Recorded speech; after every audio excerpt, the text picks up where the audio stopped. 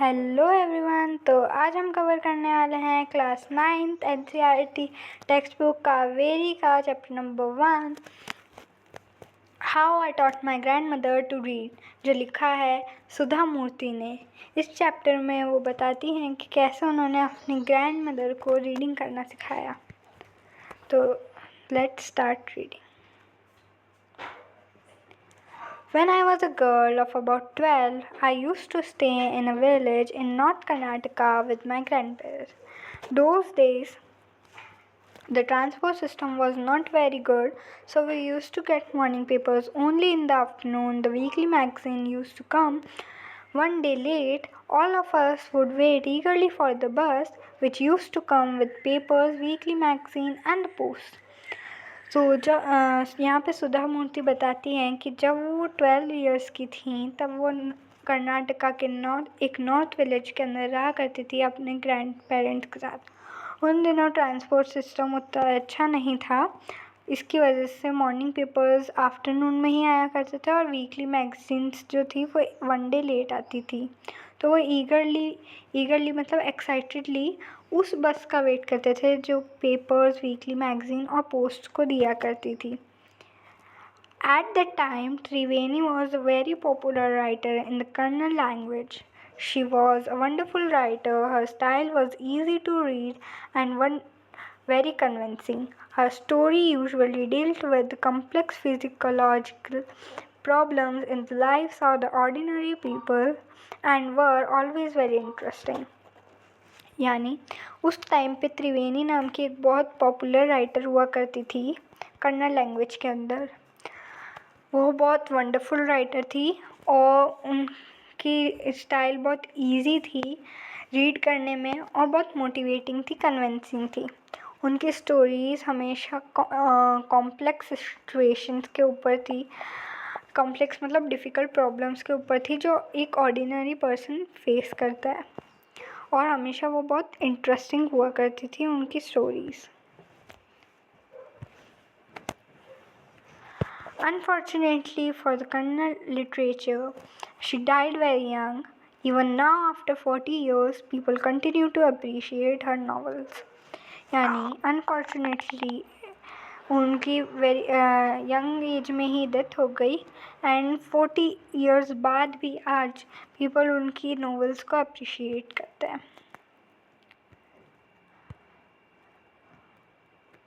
One of her novels called Kashi Yatre was appearing as a serial in Kannada weekly Karamveera then।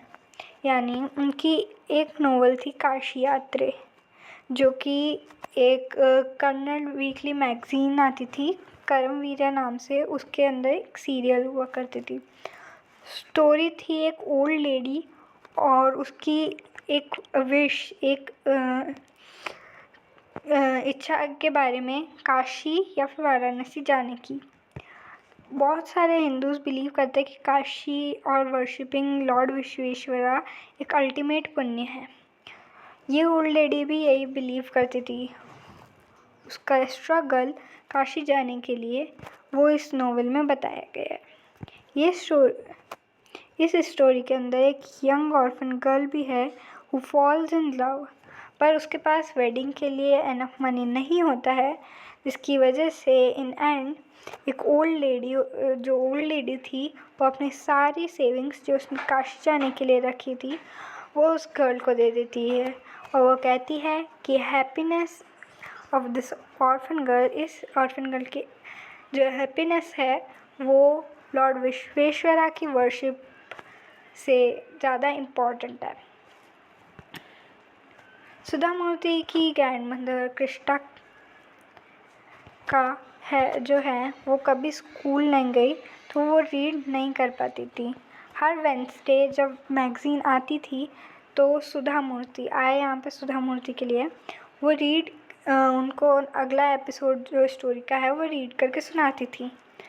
उस time पे वो अपना सारा काम भूल के ग्रेटेस्ट कंसंट्रेशन के साथ वो स्टोरी सुनती थी। यहाँ पे शी यूज़ किया गया है ग्रैंड मदर कृष्णा के लिए। Later, she could repeat the entire text by heart. बाद में वो पूरा टेक्स्ट रिपीट करती थी, ठीक है। My grandmother too never went Kashi. उनकी जो ग्रैंड मदर थी वो भी कभी काशी नहीं गई थी। तो ओल्ड लेडी की जगह उन्होंने खुद को आइडेंटिफाई किया। So more than anybody else, she was one most interested in knowing what happened in next. तो किसी से भी ज़्यादा वो सबसे ज़्यादा इंटरेस्ट थी कि आगे स्टोरी में क्या होने वाला है, और वो खुद से भी ट्राई करती थी कि वो अपने आप को स्टोरी सुनाए। After hearing what happen next in Kashi Yatre, she would join her friends at temple. सुनने के बाद कि काशी यात्रा में नेक्स्ट क्या हुआ, वो अपने फ्रेंड्स के साथ टेम्पल में के कोर्टयार्ड में जाती, जहाँ पे बच्चे हाइड एंड सीक खेल रहे होते हैं, और उनके साथ जो लेटेस्ट एपिसोड है वो डिस्कस करती है। उस टाइम पे सुधा मूर्ति जो है कभी समझ नहीं पाई कि वहाँ पे इतनी डिबेट क्यों होती थी। वो एक बार सुधा मूर्ति जब वेडिंग में गई उनके कज़न्स के साथ एक नेबरिंग विलेज के अंदर, उन दिनों जो वेडिंग थी वो एक ग्रेट इवेंट हुआ करती थी। चिल्ड्रंस बहुत ज़्यादा इन्जॉय करते थे वहाँ। वो बताती है कि वहाँ पे वो एंडलेसली खाते थे और खेलते रहते थे, क्योंकि जो एल्डर्स थे वो बिज़ी रहते थे। I went for couple of days यानी 1-2 दिन, ठीक है, but ended there for a week. वो गई तो कुछ ही दिनों के लिए थी, पर वहाँ पे रुकी एक पूरे वीक के लिए। जब वो वापस आई उनके विलेज तो उन्होंने देखा कि उनकी जो ग्रैंड मदर थी वो क्राई कर रही थी। वो सरप्राइज थी क्योंकि उन्होंने अपनी ग्रैंड मदर को कभी सबसे डिफ़िकल्ट सिचुएशंस में भी रोते हुए नहीं देखा था। क्या हुआ, उन्होंने अपनी ग्रैंड मदर से पूछा, क्योंकि वो वरीड थी।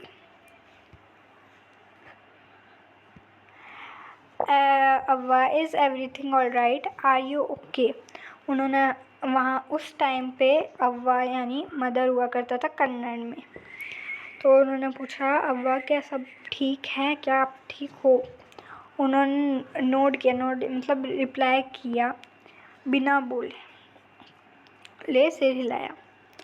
I did not understand and forgot about it.